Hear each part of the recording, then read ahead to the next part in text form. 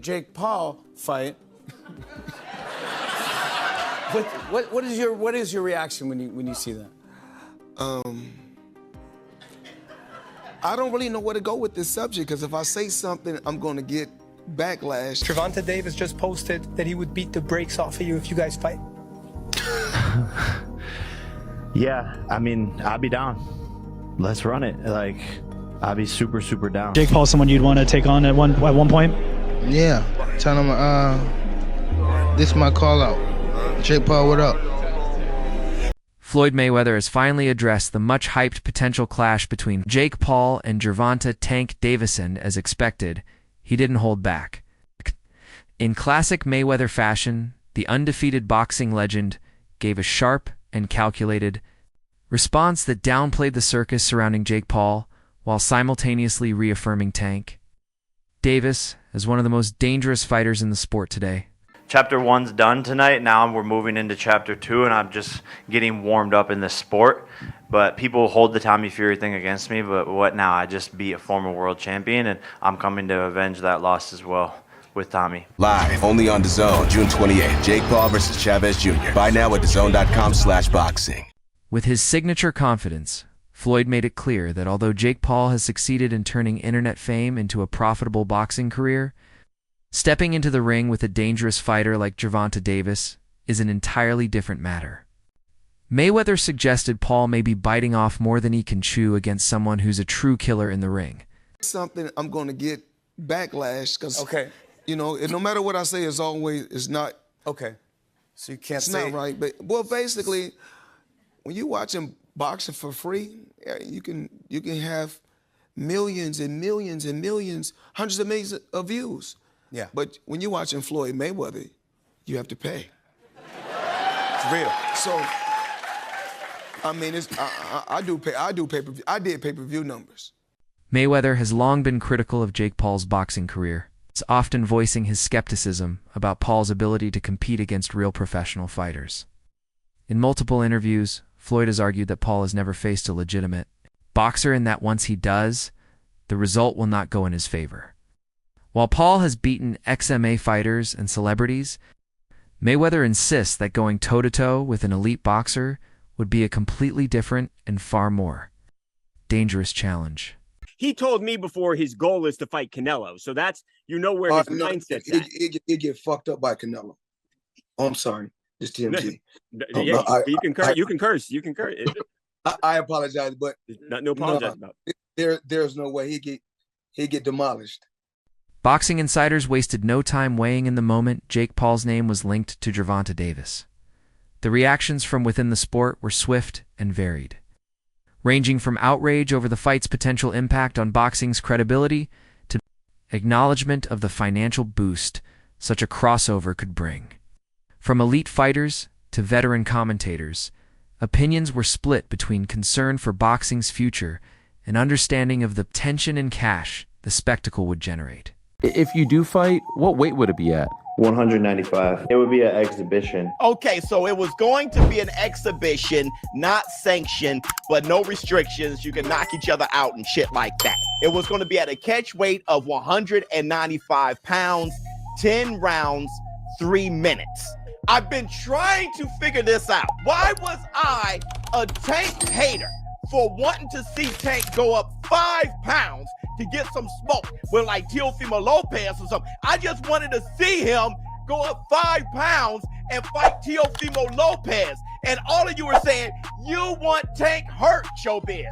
You a hater. You want him hurt. Then I'm convinced, okay, he's too small, but he can fight Jake at 195? Some fans and critics have outright blasted the idea of Davis fighting Paul, calling it a joke that could tarnish Davis's legacy. One fan on Essentially Sports slammed the idea, saying, Tank Davis moving from 135 to 195 is pure insanity, accusing Paul of chasing a payday from boxing's poster boy. Analyst Paulie Malignaggi also questioned Davis's resume, accusing him of avoiding top lightweights and fighting hand-picked opponents. Lightweight champ Shocker Stevenson echoed that concern, saying that if Tank chooses a money fight over meaningful legacy bouts, it's a slap in the face to the sport and the fans. Something else that's unfortunate is the idea that Jake Paul might actually fight Gervonta Tank Davis. This can't be real. When it came up a couple of months ago, I was like, you know what? I'm not even going to cover this because there's no way it's real. There's no way they're really going to do that because it makes no sense. Why would you do that for him? Outside of it, like, okay, you can look at it like an exhibition, which it will be, and we'll take a look at some of the rule set for it. But Gervonta Davis is one of, if not the best, biggest names at 135 pounds and is an active in his prime fighter. I don't want to hear the similar to Floyd and Logan thing because at that point, Floyd was retired. Floyd had done all he needed to do in the sport. Tank is still in his prime, still has multiple high-level opponents that he needs to fight. And you can say, oh, you know, the Jake would be a one-off. Side quest. That's fine, but that just tells me that Tank doesn't care about being a high-level champion in the sport anymore. Shocker Stevenson has openly voiced his frustration about the idea of Gervonta Davis fighting Jake Paul before facing him. In a Fight Hub TV interview, Stevenson criticized the move as disrespectful to both himself and the sport, saying, "Man, Tank is disrespecting the sport if he chooses Jake Paul over me."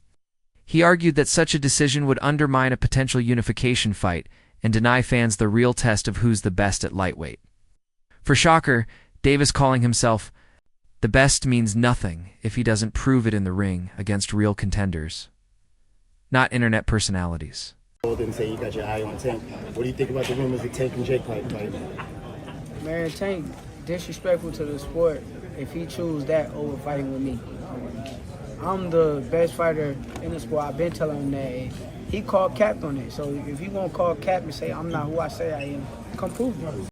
Gervonta Davis's view of Jake Paul has noticeably evolved over time. At first, Tank openly mocked Paul, dismissing him as an attention-hungry YouTuber with no place in the boxing world. Even as Paul began training more seriously, Davis remained skeptical. But as time passed, especially by late 2023, Davis admitted Paul had shown real dedication. He gave Paul credit for his mental toughness and hard work in the gym while still making it clear that he doesn't see Paul as a top-tier boxer. After Tank's controversial draw with Lamont Roach, insiders say Davis privately floated the idea of calling out Jake, intrigued by the challenge and financial appeal. How about Jake? What do you think of Jake? Clown. He's a clown. I know that Jake can't fight. He can't fight. So Would you look at it as a joke if your team was like, yo, we want you to fight Jake Paul? Would you be like, come on, man? I laugh at him. You want me to fight him?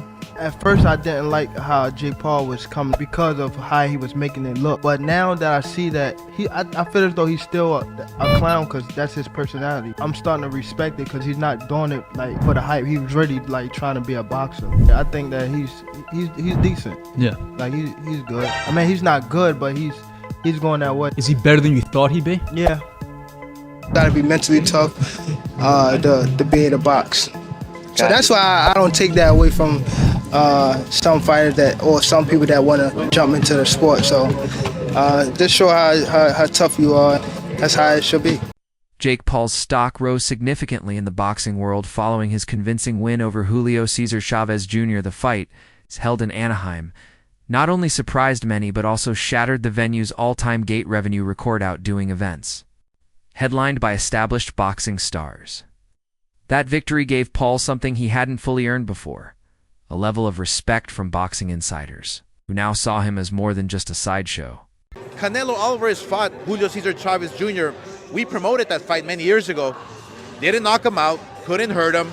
So imagine if Jake Paul can hurt or even wobble Chavez Jr. It's something that Canelo didn't do or couldn't do. So Jake Paul, Julio Cesar Chavez Jr., it's a real fight. Yeah. Look, people keep talking about Jake Paul, well, he's not a real fighter, this and that. Well, he's fighting a real fighter now in Julio Cesar Chavez Jr. It's going to be a good test for both guys. Obviously, Jake Paul, he's a masterclass promoter in what he does. He's been doing some great things. I mean, Mike Tyson, 60 million people. Fighting Julio Cesar Chavez Jr., who, when he trains, when he gets in shape, when he's focused, he will be dangerous for anybody. Look, Canelo Alvarez fought Julio Cesar Chavez Jr. We promoted that fight many years ago. Didn't knock him out, couldn't hurt him.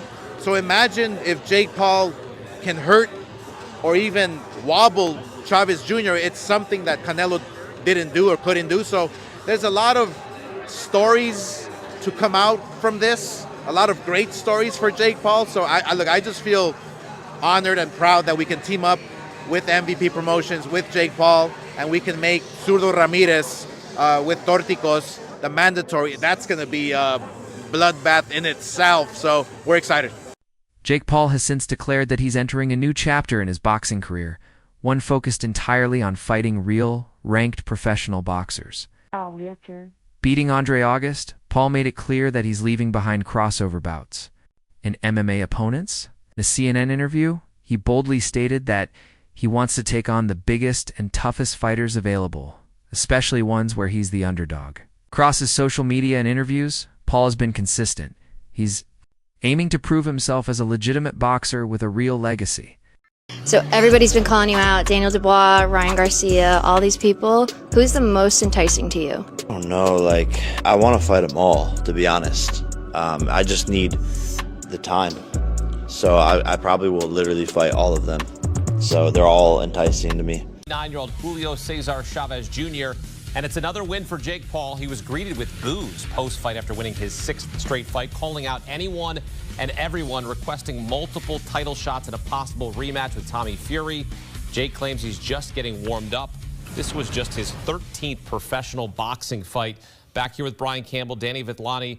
BC, what did you see? What are your takeaways from this latest bout from Jake Paul? It kind of depends on what we're judging him. If we're judging Jake Paul as a future cruiserweight title challenger, I'd have to say he has a long way to go. But going 10 rounds against a former champion, even if that former champion is a Julio Cesar Chavez Jr., who was 39 years old and really 13 years or so removed from credibility in the ring, at least Jake had to go 10 hard rounds, which was an improvement from some of the 8-round fights he's had earlier. And he had to fight off a somewhat stiff challenge late from a Chavez who pretty much took the first 4 rounds off completely of this fight and really took a long time to heat up and finally get going.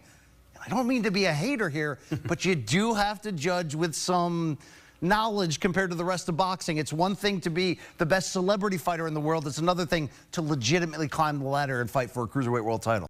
Logan Paul has always stood firmly behind his younger brother Jake throughout his boxing journey. He's repeatedly praised Jake's incredible work ethic and willingness to take risks in the ring. Despite Jake's unconventional entry into the sport, Logan has emphasized that his brother's 11-1 record reflects serious commitment and ambition. He often points to Jake's choice to fight difficult opponents as evidence of his guts and hunger to be taken seriously. Rise isn't just surprising. It's a reflection of what can happen when hard work and self-belief collide in the world of boxing.